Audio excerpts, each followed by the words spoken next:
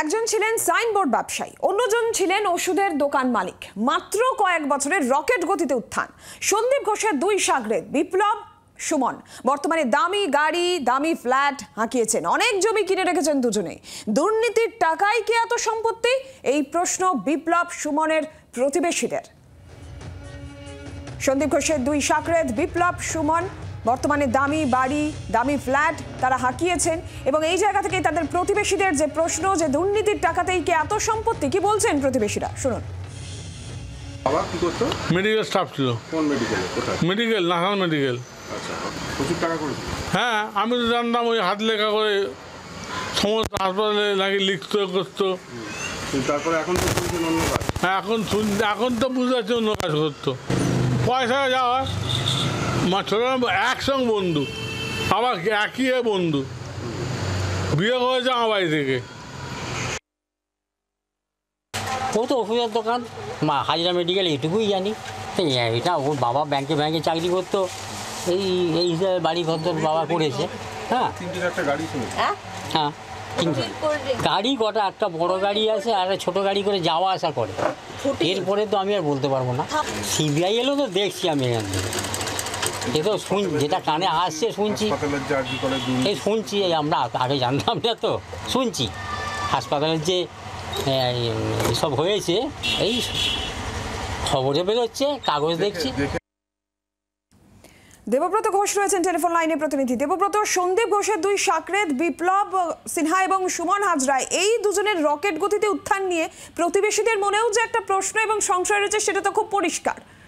দেখো, প্রতিবেশীদের মনে যে একটা প্রশ্ন উঠছিল দীর্ঘদিন ধরেই, আজকে তাদের কথাবার্তাতেই সেটা পরিষ্কার এবং রাতারাতি তারা বলা যায় যে কয়েক বছরের মধ্যেই তারা বিত্তশালী হয়ে ওঠে, তাদের জীবনযাত্রার পরিবর্তন হয়, বিলাসবহুল জীবনযাপন করতো দুজনেই, এমনটাই আমরা জানতে পারছি বা প্রতিবেশীরা জানাচ্ছেন।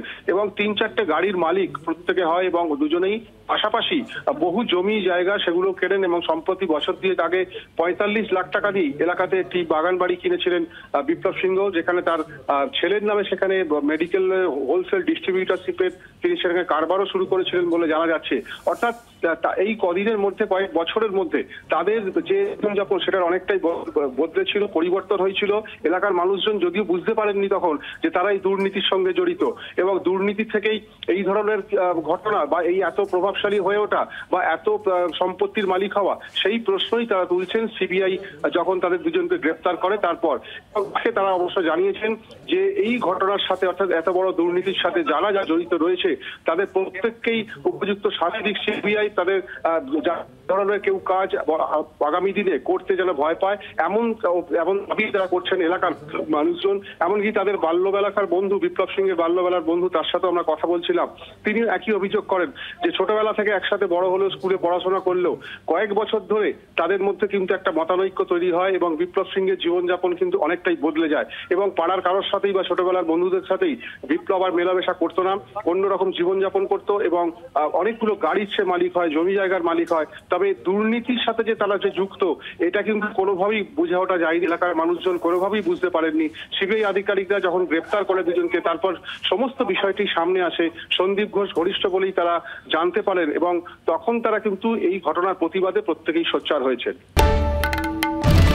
বাংলার আওয়াজ, বাঙালির আবেগ, জি 24 ঘন্টা।